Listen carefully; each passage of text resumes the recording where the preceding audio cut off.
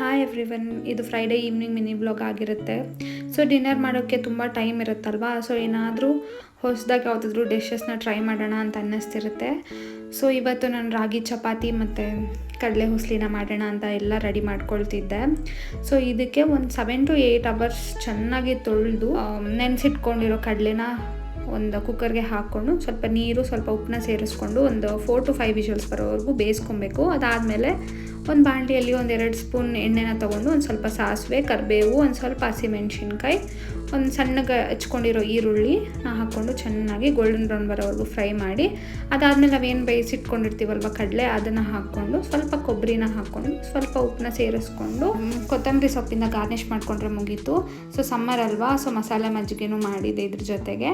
And ರಾಗಿ ಚಪಾತಿಗೆ same ನಾವು ಹೆಂಗೆ ಮುದ್ದೆ ಮಾಡ್ತೀವೋ ಅದೇ ಥರ ಸ್ವಲ್ಪ ನೀರನ್ನ ಹಾಕ್ಕೊಂಡು ಸ್ವಲ್ಪ ಉಪ್ಪನ್ನ ಹಾಕ್ಕೊಂಡು ಹಸಿ ಹಿಟ್ಟನ್ನ ಸೇರಿಸ್ಕೊಂಡು 1 ಕಪ್ ಚೆನ್ನಾಗಿ ನಾದ್ಕೊಳ್ಬೇಕು. ಮುದ್ದೆನ ಹೆಂಗೆ ಮಾಡ್ಕೊಳ್ತೀವೋ ಹಾಗೆ. ಮುದ್ದೆ ಅಷ್ಟು ಬೇಯಿಸೋ ಅವಶ್ಯಕತೆ ಇಲ್ಲ, ಎಲ್ಲ ನೀರ ಜೊತೆ ಮಿಕ್ಸ್ ಮಾಡಿದ್ರೆ ಸಾಕು. ಆಮೇಲೆ ಅದನ್ನು ಒಂದು ಪ್ಲೇಟ್ಗೆ ಟ್ರಾನ್ಸ್ಫರ್ ಮಾಡಿಕೊಂಡು ಸ್ವಲ್ಪ ಎಣ್ಣೆನ ಹಾಕ್ಕೊಂಡು ಚೆನ್ನಾಗಿ ನಾದ್ಕೊಬೇಕು. ನೀವು ಬೇಕಿದ್ರೆ ಸ್ವಲ್ಪ ಬೆಚ್ಚಗಾದ್ಮೇಲೂ ನಾದ್ಕೊಬೋದು. ನಾನಿಲ್ಲಿ ಬಿಸಿಯಲ್ಲೇ ನಾದ್ಕೊಳ್ತಿದ್ದೀನಿ, ಸಾಫ್ಟಾಗಿರುತ್ತೆ ಅಂತ ಅಂದ್ಬಿಟ್ಟು.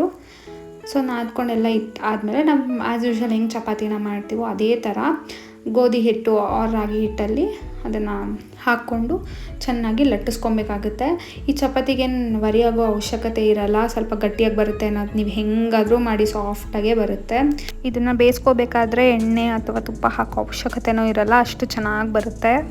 ಸೊ ಇದಾಗಿತ್ತು ನಮ್ಮ ಡಿನ್ನರ್ ರೆಸಿಪಿ, ರಾಗಿ ರೊಟ್ಟಿ, ಕಡಲೆ ಹುಸ್ಲಿ ಮತ್ತು ಚಟ್ನಿ ಪುಡಿ. Thank you so much for watching.